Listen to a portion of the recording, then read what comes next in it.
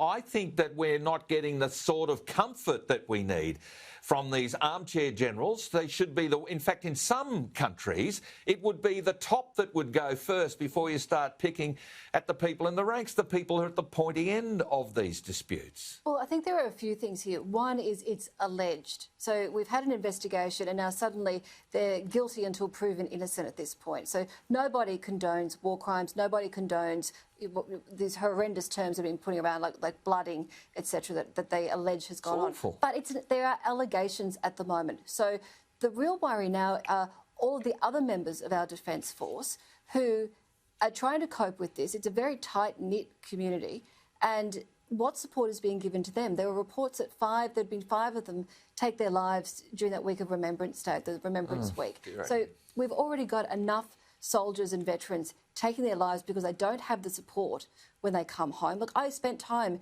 embedded with our troops in Afghanistan for a month.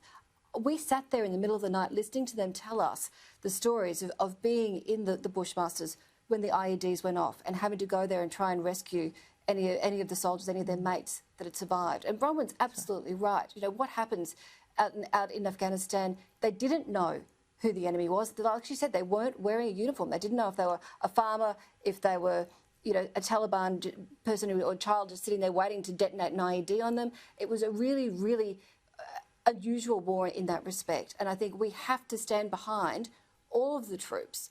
I think we do, and that's the point. I mean, Evan, I've only got a minute or so, and I'm sorry about that, but I mean, it is, as Bronwyn said, at the same time that China is saying to us, we've got human rights problems in Australia, here we are pulling down our finest. All of them are feeling it tonight, and I'm with them, not with these armchair generals.